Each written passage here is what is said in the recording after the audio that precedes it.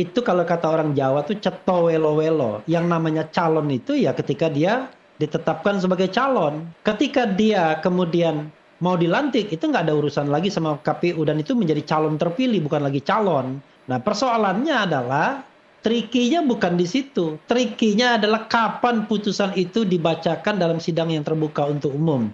Saya was-wasnya di sana. Permohonan diajukan 11 Juni. Baru disidangkan berapa? 12 Juli tadi. Itu sebulan kemudian. Lalu sidang perbaikan baru 25 Juli. Padahal putusan itu kalau seandainya dikabulkan baru bermakna kalau dikabulkan sebelum tanggal 29 Agustus. Baru bermakna kalau diputuskan sebelum tanggal 27 Agustus. Karena kalau misalnya 28 Agustus, ya nanti Kaisang daftarnya tanggal 27 Agustus. Kan putusan tidak berlaku surut. Karena itulah kita bisa lihat MK ini sontoloyo lagi atau enggak. Bisakah kita berharap glory moment seperti itu akan hadir hari ini? Nggak bisa berharap, tetapi ada dua momentum yang barangkali, dua hal yang kita harus catat. Pertama, Presiden Jokowi akan berakhir pada tanggal 20 Oktober. Artinya, setakut-takutnya Anda kepada Jokowi, 2 bulan lagi dia akan berakhir. Oke? Yang kedua, Prabowo akan menjadi seperti apa?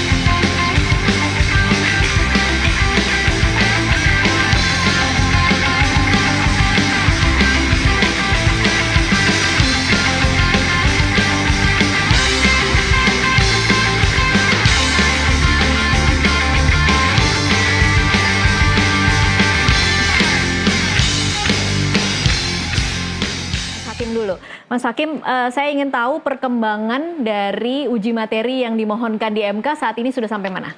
Oke, Mbak. Pertama terima kasih atas ininya. Pertama bahwa kita melakukan uji judicial review ke Mahkamah Konstitusi itu terdaftar tanggal 11 Juni. Juni ya? Juni. Okay. Kemudian sidang pertama, pemeriksaan pertama itu 12 Juli. Kemudian kemarin sidang perbaikan yaitu tanggal 25 Juli. Okay. Hari ini yaitu tentang tinggal bagaimana kemudian Mahkamah Konstitusi ini apakah akan memutus sesuai dengan permintaan kita, karena kemarin kita meminta profesi bahwa kita minta dalam putusan tersebut untuk diputus secepatnya sebelum tanggal 27 Agustus dan 29.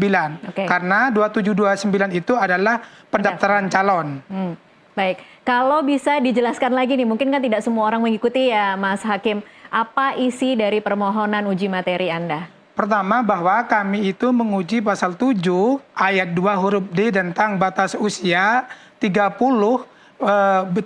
bagi 30 untuk gubernur dan wakil gubernur dan 25 untuk bupati dan wakil bupati dan wali kota serta wakil wali kota. Okay. Yang kita uji adalah pasal 7 tentang terkait dengan kapan umur 30 itu, apakah sejak penetapan calon atau sejak dilantik? Karena problemnya adalah sebetulnya pasal tersebut sebelumnya tidak pernah bermasalah. Karena kemudian ada putusan MA nomor 3 PU Hukum 2024 kemudian menjadi multitafsir. Sehingga bagi kami ini tidak menimbulkan ketidakpastian hukum. Tapi perlu kami tegaskan bahwa yang kami uji bukan putusan MA-nya, karena banyak sekali publik mengira bahwa kita menjadikan Mahkamah Konstitusi peradilan banding. Tentu tidak, karena peradilan banding itu hanya ada di peradilan umum. Justru kami ingin memperkuat posisi MK bahwa satu-satunya yang lembaga yang bisa menafsirkan undang-undang adalah atau konstitusi adalah Mahkamah Konstitusi. Oke, baik. Mas Hakim, ini saya mencoba menerjemahkan dalam bahasa masyarakat awam ya. Jadi yang Anda mintakan kepada MK adalah tafsir 30 tahun itu pada saat kapan? Ya. Apakah pada saat Penetapan pendaftaran dan calon, penetapan atau pada saat pelantikan? Pelantikan. Karena MA saat ini mengeluarkan putusan yang seolah-olah membuat tafsir kita Ya, menjadi benar. 30 tahun itu pada saat pelantikan Ya. gitu. Tapi tetap yang diuji adalah pasal Ya. 7-nya. Nah, bersamaan dengan Anda ada 2 perkara lain yang saya Ada 3. ada 3 perkara lain. Nah, 3 perkara ini berseberangan dengan apa yang Anda inginkan ya? Iya. Pertama ada 3 perkara, nomor 88, kemudian 89 dan 99 itu semuanya 3-tiganya dari Solo semua. Oke. Yang kedua, ini yang dari Boyamin. yang 2 anaknya Bunyamin, yang satunya kayaknya pengacara juga Pak Sigit. Tapi tiga-tiganya dalam kantor yang hukumnya sama. Oke, kantor yaitu hukumnya sama. Bantuan Hukum Peduli Keadilan. Oke, apa yang berbeda dengan 1, 2, 3 ini? Yang pertama bahwa permohonan pertama yang 88 itu meminta bahwa 30 itu dihitung sejak pendaftaran. Oke. Yang kedua, yang punya Arkan, adiknya Almas Syakib Biru itu sama dengan kita. Bahkan bukan hanya petitumnya yang sama.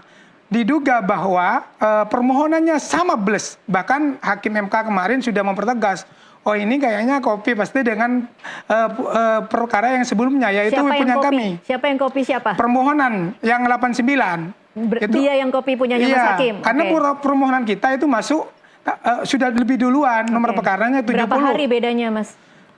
Mungkin 1 bulanan. 1 bulan. Oke. Ya, itu yang kedua. Yang kedua itu Yang ketiga? sama dengan kita, itu minta ketika dihitung sejak penetapan calon. Oke. Yang ketiga ini yaitu punya Aufa, adiknya Mas Arkan ini meminta bahwa umur 30 itu dihitung sejak pencoblosan. Sejak pencoblosan. Oke. Ini yang kemudian judulnya Kaisang dilarang jadi gubernur. Iya, benar sekali. Oke. Itu nomor perkara yang 99. Oke. Bagaimana Anda melihat peluang Anda kemudian akan bisa lebih dikabulkan dibanding 3 perkara lainnya? Alhamdulillahnya yang lebih masuk adalah perkara kami, sehingga nanti kalau misalnya diterima buah kami, maka putusan hakim akan mengacu putusan yang pertama. Kami yakin bahwa kemarin kami pantau ketika perkara nomor 99 hakim dalam permohonan dalam memberikan masukan sama seperti kita. Salah satunya contohnya begini. Dalam Undang-Undang Nomor 1 2015 tentang Pilkada itu pendaftaran dan proses pelantikan itu memang beda. Iya. Pendaftaran itu ada di bab 3 dan memang yang proses pelantikan itu ada di bab 21. Dia berbeda. Artinya itu sudah kita masukkan dalam permohonan kami memperkuat itu memang pendaftaran dan pelantikan itu memang sangat jauh berbeda, tidak bisa disamakan. Oke, baik. Saya coba ke Mas Refli nih untuk membantu kita mengerti. Mas Refli, tadi kita sudah jabarkan apa yang terjadi hari ini, gugatan apa saja yang ada di MK dan kemudian yang sedang berproses seperti apa. Mas Refli sendiri, saya ingat pernah ada komentar bahwa putusan MA itu sontoloyo dan harusnya KPU mengabaikan itu. Anda masih dalam posisi yang sama, Mas Refli? Sama, tidak berubah ya. Jadi putusan MA itu memang putusan sontoloyo. Kenapa saya bilang sontoloyo? Karena itu membuat sesuatu yang sudah jelas menjadi tidak jelas. Kan dari dulu dikatakan bahwa yang namanya calon itu ya ketika dia ditetapkan sebagai calon.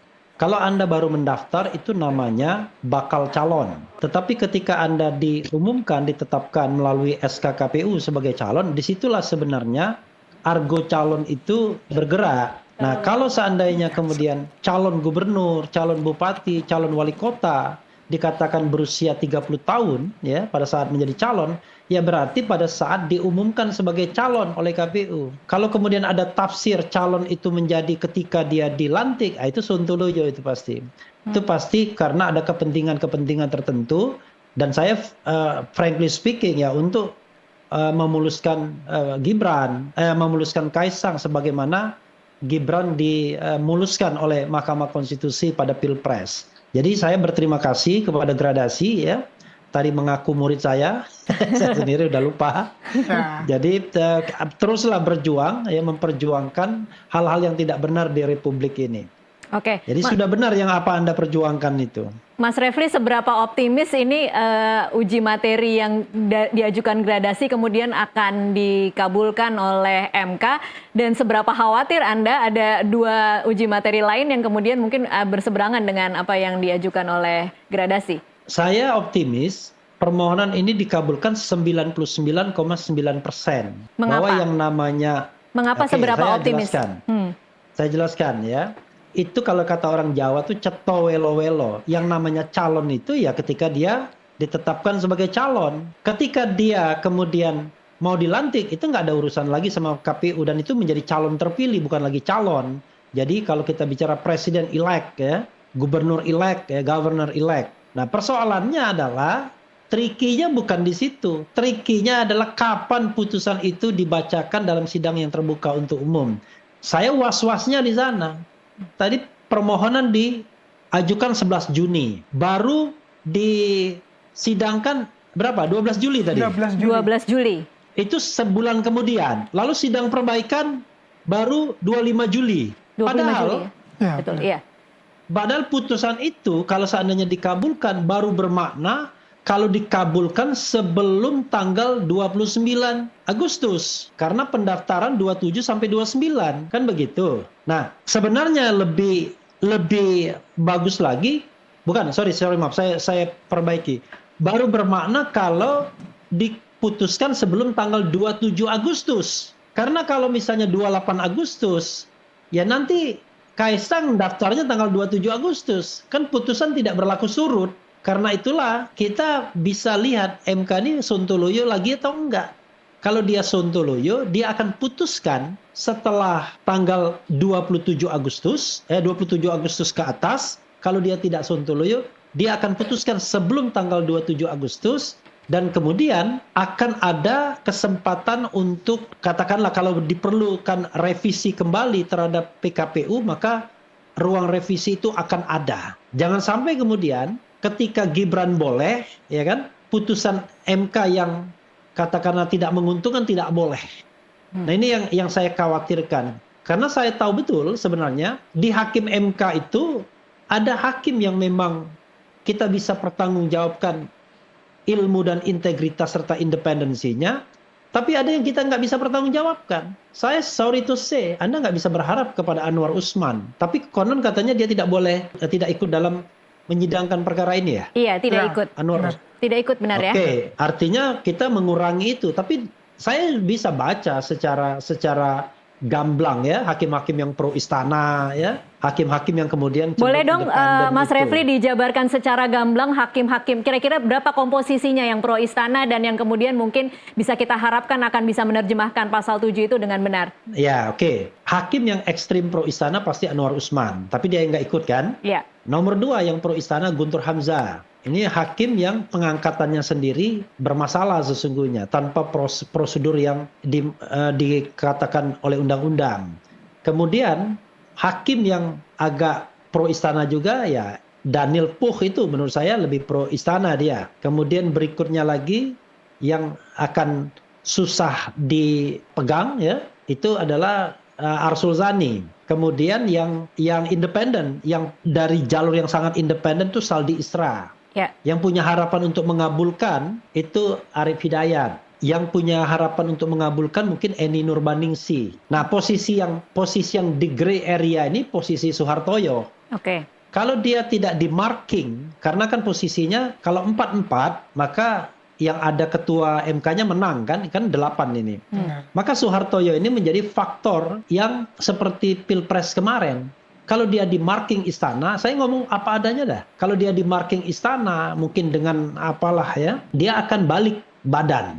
Padahal dari sisi materi ini sesuatu yang ceto welo-welo. Kalau Pilpres oke lah, terlalu banyak variasinya. Kalau ini kan nggak ada variasi sesungguhnya. Kan tinggal dibilang bahwa yang namanya permohonan itu, bahwa yang namanya calon gubernur, bupati, wali kota itu kapan? Kalau kapan, sekarang pertanyaannya adalah dalam sebuah prosedur berpemilu, kapan seorang itu dikatakan sebagai calon? Ya ketika dia ditetapkan. Itu kan sesuatu yang ringan sekali. Iya. Bunyi pasal itu kan adalah calon gubernur, ya kan? Calon wakil gubernur, calon bupati, calon wakil bupati, calon wali kota, calon wakil wali kota, itu harus memenuhi syarat. Berusia sekurang-kurangnya 50 tahun. Jadi syarat ketika menjadi calon, bukan syarat untuk dilantik. Karena di dalam pemilu tidak pernah diatur syarat untuk dilantik. Yang diatur adalah syarat untuk berkompetisi. Itu hukum berpemilu. Kecuali kalau kita bicara tentang sebuah administrasi negara yang tidak melalui prosedur berpemilu. Misalnya untuk diangkat menjadi hakim konstitusi harus sekian tahun. Karena tidak ada pemilihan dalam memilih hakim konstitusi. Adanya ya cuma seleksi di dalam lembaga masing-masing. Kalau Anda membayangkan akan ada skenario-skenario putusan MK seperti apa? Kalau bayangan kami misalnya, kalau ini pun diterima, misalnya kita anggaplah diterima, bahwa mungkin kalau Mahkamah Konstitusi mengambil aman, mungkin akan berlaku 2029 di petitumnya. Tapi kita tidak tahu, tapi saya yakin dan optimis bahwa seperti yang dikatakan Pak Refli tadi, bahwa yang sifatnya elected official, yang jabat yang dipilih, itu pasti dihitung sejak penetapan calon. Misalnya kita ambil contoh, misalnya DPRD, dia dihitung sejak DCT misalnya. DPR RI sama, kecuali misalnya presiden dihitung sejak penetapan calon. Artinya apa? Artinya bahwa ini sudah benar apa yang PKPU yang sebelumnya yang kemudian dibatalkan oleh Mahkamah Agung. Jadi, tapi yang menjadi problem bagi kita adalah apakah nanti misalnya KPU ini berani atau tidak, dan apakah kemudian Mahkamah Konstitusi ini progresif atau tidak, atau justru nanti Mahkamah Konstitusi ngambil aman. Kalau melihat penjabaran dari Mas Refli tadi, Anda kira-kira setuju tidak dengan komposisi yang tadi dijabarkan hakim-hakimnya? Kalau dilihat dari apa yang disampaikan Pak Refli tadi, sebetulnya kemarin juga saya melihat Pak Anwar Hidayat sebetulnya pro terhadap, kalau lihat dari sidang yang nomor 899, cuman perlu dipertegas oleh kita bahwa yang dipersoalan oleh kita itu sebetulnya bukan usia 30-nya.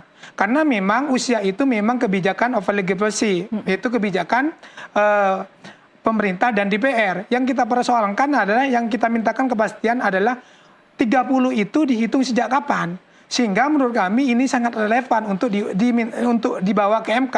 Kalau umur 30-nya mungkin bisa ditolak karena memang open legal policy. Tapi kalau kita minta tafsir, mana yang benar, apakah sejak pelantikan atau dihitung sejak penetapan calon. Maka menurut kami sudah benar membawa ke Mahkamah Konstitusi, tinggal bagaimana kemudian bola liar ini ada di Mahkamah Konstitusi. Apakah berpihak pada konstitusi atau dia mengambil aman. Lagi-lagi hakim yang tadi sudah dijabarkan, Mas Hakim, setuju tidak dengan Mas Refli bahwa kira-kira akan ada yang pro istana, kemudian mungkin yang bisa kita pegang adalah Saldi Isra, Arief Hidayat, dan Eni Nurbaningsih. Kemudian sisanya kita akan bertanya-tanya di mana posisi Soehartoyo. Kalau dilihat dari komposisi pengangkatan hakim sebetulnya ya masuk juga apa yang dikatakan Pak Refli. Tapi memang kami kemarin tidak melihat, karena memang kemarin permohonan kami itu ketua hakimnya itu Prof. Saldi Isra yang kemudian mengasih masukan. Dan hal itu bisa dilihat dari kemudian masukan-masukan yang diberikan kepada kami. Sejauh ini kalau kita analisis secara belum kita lihat, cuman kalau dilihat dari komposisi pengangkatan hakim yang disebut Pak Refli tadi memang masuk. Oke. Saya ke Mas Refli lagi. Mas Refli, menurut Anda dengan kontroversi yang terjadi di putusan 90 yang kemudian melanggengkan Gibran menjadi calon wakil presiden, menurut Anda MK masih akan berani main-main di putusan yang ini? Sebenarnya memang tepat kata berani itu ya. Jadi bukan progresif, tapi MK itu berani atau tidak. Karena sekarang ini makin kasar menurut saya kekuasaan dalam membelenggu lembaga-lembaga lainnya termasuk MK dan MA. Sudahlah, kita tahulah kenapa MA memutuskan itu. Pasti karena ada kekuatan belakang layar yang sedang bermain. Kenapa kemudian sekarang MK lama sekali ini memutuskan putusan ini? Karena ada kekuasaan yang sedang bermain. Maka nanti kompromi yang terjadi adalah dikabulkan tapi berlaku untuk 2029 misalnya. Kan berarti kan Kaisang lewat. Atau dia putuskan setelah tanggal 27 misalnya. Padahal kalau kita berkaca pada putusannya Kaisang, pada putusannya Gibran, putusan 90, itu bayangkan Yang namanya pemeriksaan aja kagak ada itu.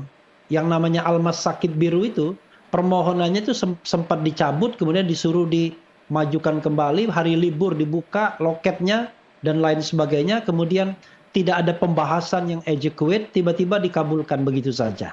Nah, ini sudah ada proses yang menurut saya sangat masuk akal. Diajukannya 11 Juni. Kemudian diharapkan putusan sebelum 27 Agustus. Saya punya pengalaman, dulu tahun 2009, 2 hari sebelum pencoblosan Pilpres, putusan itu mengabulkan permohonan saya, itu unregistered voters bisa untuk memilih. Ketika itu baru 2 hari. ketika ketuanya Mahfud MD ya, Mas Refli? Bukan soal Mahfud MD-nya, tetapi itu putusan yang disukai semua orang, dan waktu itu Istana tidak begitu cawe-cawe mengikat kekuasaan lembaga lain misalnya.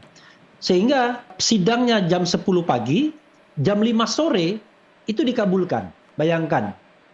Sehingga saya mengatakan tidak ada alasan bagi MK untuk tidak cepat memutuskan kasus ini. Karena from the beginning, dari awal saja, mereka udah paham kasusnya ini seperti apa. Ini bukan kasus yang sulit. Tapi pertanyaannya Mas Refli, kasus yang mudah. Pertanyaannya, bisakah kita berharap glory moment seperti itu akan hadir hari ini? Nggak bisa berharap, tetapi ada 2 momentum yang barangkali, 2 hal yang kita harus catat. Pertama, Presiden Jokowi akan berakhir pada tanggal 20 Oktober. Artinya, setakut-takutnya Anda kepada Jokowi, 2 bulan lagi dia akan berakhir. Oke? Yang kedua, Prabowo akan menjadi seperti apa? Kalau Prabowo seperti Jokowi juga, maka ya sama aja. Nggak akan berani. Tapi kalau Prabowo dari awal komit terhadap demokratisasi, dia bilang the independency of judiciary harus kita hormati, maka hakim itu mungkin akan bebas, akan berani. Tapi sign itu yang sedang ditunggu oleh hakim MK. Kalau kami misalnya memblok dalam tanda kutip Kaisang, apakah kami akan punya konsekuensi atau tidak? Ataukah Prabowo juga tidak senang dan lain sebagainya? Karena sekarang kan sedang ada sebuah skenario besar untuk menjadikan calon Kim Plus, Ridwan Kamil berpasangan dengan Kaisang, dan sudah disiapkan lawannya siapa, yaitu calon independen Dharma Pongrekun yang sekarang lolos pada tahap kedua verifikasi. Oke. Yang lain nggak ada. Nah, ini kan berkelindan dengan putusan MK serta fenomena politik yang terjadi hari ini. Ya saya frankly speaking saja, sedikit pasrah dengan politik kita ya, mudah-mudahan baik-baik saja. Oke, Ya. Mas Refli, saya ingin tanggapan Anda mengomentari soal ada 3 perkara yang masuk, 3-tiganya dari kantor hukum yang terkait dengan Boyamin Saiman. Yang pertama dari Sigit Nugroho Sudibianto, advokat dari kantor hukum yang terasosiasi dengan Boyamin. Kemudian yang kedua, anak keduanya Boyamin, Arkan Wahyu Rea, itu uji materi untuk perkara 89. Dan yang terakhir Aufa Lukmana Rea, yang kemudian ini sebenarnya anak yang baru lulus SMA, 18 tahun, anak ketiganya Boyamin, adik dari yang meloloskan Gibran menjadi wakil presiden. Kemudian uji materinya dengan judul Kaisang dilarang jadi gubernur. Ini strategi apa ya kira-kira Mas Refli, memasukkan 3 perkara ini dengan kantor hukum yang sama, bercanda atau cari sensasi atau seperti apa Mas Refli? Ya, saya mau positifnya aja ya. Barangkali Boyamin sedang mau cuci dosa, ya kan? Yang menyebabkan hiruk pikuk kemarin karena ada permohonan Almas Sakit Biru. Sehebat-hebatnya istana melakukan rekayasa, kan tetap harus ada siapa yang mengajukan permohonan. Nggak mungkin kan tiba-tiba ujuk-ujuk ada putusan tanpa permohonan. Nah, permohonan semua itu ditolak semua. Tiba-tiba Almas Sakit Biru yang kemudian dikabulkan. Karena dianggap, wah ini ada nih celah untuk memajukan Gibran, kan begitu. Nah, sekarang putra-putra Boyamin Saiman rupanya mungkin disuruh bapaknya ya mau cuci dosa. Caranya adalah mengajukan lagi permohonan, tapi kali ini yang menyebabkan Kaisang tidak bisa maju.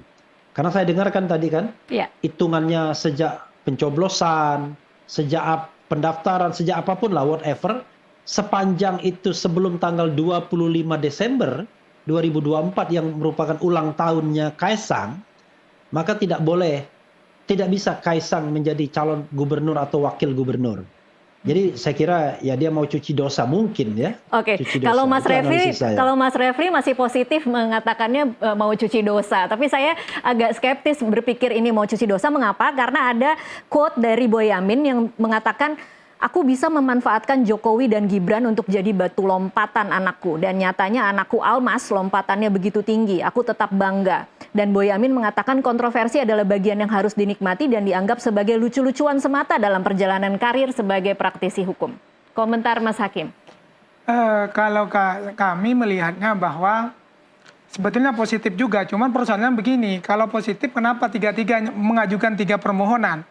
Apakah misalnya minta sama seperti kita, yang kemudian tadi dihitung sejak penetapan calon, pendaftaran, pencoblosan.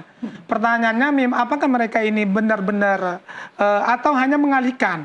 Atau justru misalnya apa yang dikatakan Pak Refli tadi, cuci dosa misalnya. Kami memang tidak melihat keseriusannya karena memang satu... Atau cari sensasi, ada tidak pilihan cari sensasi? Kalau itu sangat mungkin sekali, karena memang batas usia sekarang undang-undang pilkada ini menjadi isu yang menarik mungkin. Makanya kemudian setelah kami memasukkan kemudian ada 3 ini. Bagi kami mungkin mereka ingin ambil momentum juga atau membuat pusing Mahkamah Konstitusi. Ada 3 permohonan yang beda-beda. Tergantung nanti bagaimana Mahkamah Konstitusi. Untungnya kita mau masuk lebih duluan sehingga menurut kami ini lebih kuat. Nanti kalau misalnya ini diterima, otomatis ini akan menjadi rujukan untuk selanjutnya. Anda membayangkan tidak kalau kemudian nanti mudah saja misalnya MK tidak memutuskan sebelum 27 Agustus. Kemudian yang akan terjadi pada peraturan PKPU adalah apa yang diadaptasi dari putusan MK terakhir, begitu ya? Pertama, seharusnya Mahkamah Konstitusi ini melihat bahwa apakah perkara ini urgen atau tidak. Sebenarnya sangat urgen karena ditunggu kepastian hukumnya. Karena memang pendaftaran itu 27 sampai 29 Agustus. Sesuai dengan Undang-Undang Mahkamah Konstitusi pasal 53, sebetulnya Mahkamah Konstitusi dapat meminta keterangan dan atau risalah rapat yang untuk sidang berkenaan dengan sidang perkara yang diperiksa oleh MPR dan DPR dan atau Presiden. Artinya pasal 53 ini terkait data dapat. Artinya Mahkamah Konstitusi kalau misalnya menganggap bahwa ini cukup, seharusnya Mahkamah Konstitusi itu akan mengabulkan permohonan kami. Artinya karena ini urgensi, tidak kemudian nunggu memanggil pihak terkait. Yang kedua, memang di dalam RPH nanti ini tidak diatur bahwa sejak kapan harus Hakim Majelis Konstitusi itu harus memutus.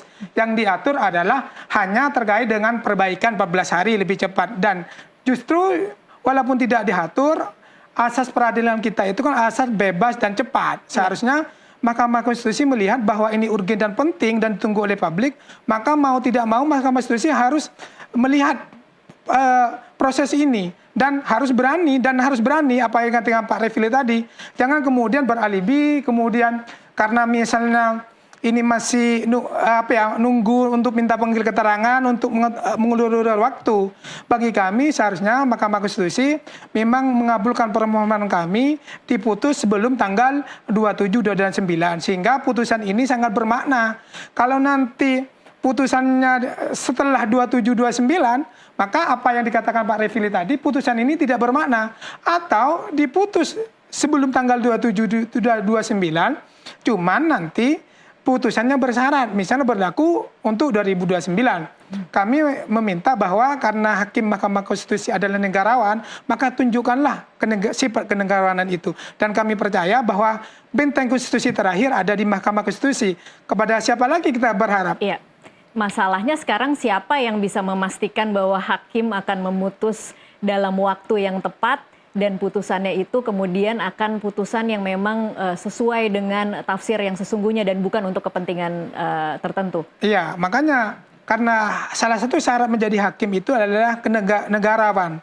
Apa yang dikatakan Pak Refli tadi, dulu yang disebutkan Pak Refli tadi nomor perkara 102 2019 itu kan ketika tidak ada kepentingan seolah-olah hakim ini cepat memutus. Yeah. Tapi ketika berkaitan dengan kepentingan atau kekuasaan, dia mungkin masih dilema, berpikir. Seharusnya Hakim Konstitusi itu dia tidak harus berpikir kekuasaan ini siapa diuntung atau tidak. Tapi dia memikir bahwa negara ini berjalan sesuai dengan konstitusi. Makanya Mahkamah Hakim Konstitusi ini harus melihat dan menerjemahkan pasal 53 tadi. Kalau dapat Mahkamah Konstitusi dapat meminta keterangan atau dianggap cukup, seharusnya sudah waktunya, apalagi memang sudah 2 bulan lebih. Iya. Dan ini detik-detik akhir proses pencalonan. Dan sebelum ada yang mencalonkan, seharusnya putusan ini harusnya diputus oleh Mahkamah Konstitusi untuk memberikan keadilan bagi semua dan untuk memberikan kepuasan pada masyarakat. Sehingga nanti reputasi Mahkamah Konstitusi itu naik. Jangan-jangan nanti reputasi Mahkamah Konstitusi ini makin pasca putusan ini saya menduga takut turun. Karena memang kemarin putusan Mahkamah Agung itu mendapat penolakan, cuman masyarakat pesimis terhadap itu. Makanya kemudian kami membawa ini ke Mahkamah Konstitusi. Kami berharap Mahkamah Konstitusi mengabulkan provisi kami sesuai dengan Undang-Undang Mahkamah Konstitusi pasal 3 dan kemudian dengan asas hakim itu bebas dan cepat. Ini kemudian mungkin biar dipertimbangkan oleh Mahkamah Konstitusi. Baik. Mas Refli, ini kan mungkin menarik yang tadi dikatakan oleh Mas Hakim, ini adalah sebenarnya momentum yang bisa dijadikan oleh Mahkamah Konstitusi sebagai titik balik untuk mendapatkan lagi kredibilitas dan kepercayaan di mata publik pasca putusan 90 yang meloloskan Gibran. Tetapi siapa yang kemudian bisa memastikan? Kita sebagai publik kan hanya bisa menyaksikan ya. Siapa yang bisa memastikan bahwa hakim kemudian akan bisa memutus di waktu yang tepat? Iya, karena itu menurut saya kita harus glorifikasi kasus ini ya. Jadi kita besar-besarkan, kita beritakan, kita diskusikan di masyarakat agar menjadi sebuah desakan masyarakat. Karena saya termasuk orang yang menunggu sebenarnya kasus ini ketika saya membahasnya di channel saya misalnya. Dan beruntung hari ini ternyata Nusantara TV ya. Kalau Garuda pasti pro istana kan, Nusantara TV membahasnya. Dan menurut saya ini penting ya. Nanti saya bila perlu saya undang juga itu Mas Hakim biar kita sama-sama untuk perkuat dan MK bisa memutuskan bukan sebelum 2729, pastikan sebelum 27 Agustus. Ya. Karena kalau 28 Agustus dia putuskan 27 Agustus ya nanti nggak ada gunanya orang dan daftar ya. Jadi sebelum 27 Agustus ini diputuskan dan putusan ini bisa dilaksanakan ya seperti halnya putusan Gibran. Jangan sampai mentang-mentang yang negatif bagi istana tidak dilaksanakan, yang positif bisa dilaksanakan dengan cara apapun. Dan sekali lagi saya garis bawahi permohonan-permohonan lainnya itu bisa jadi untuk mengacaukan MK ya. Tetapi MK kan bukan orang bodoh, dia pinter banget pokoknya ya. Doktor minimal negarawan dan lain sebagainya. Tetapi pertanyaannya adalah masih adakah keberanian dan integritasnya? Ya, apakah hakim-hakim itu takut kehilangan jabatan atau bahkan takut kehilangan nyawanya? Kalau kita menghadapi hal yang seperti itu, ya sudah, kita mau apa lagi? Kedegertak sedikit oleh kekuasaan istana langsung mengker semua misalnya. Padahal yang kita cari kemarin adalah hakim yang tidak ada lagi masalah dalam hidupnya dalam pengertian selesai. Tapi kalau ternyata masih takut kehilangan pekerjaan, masih takut diganti dan lain sebagainya, berarti belum selesai hidupnya.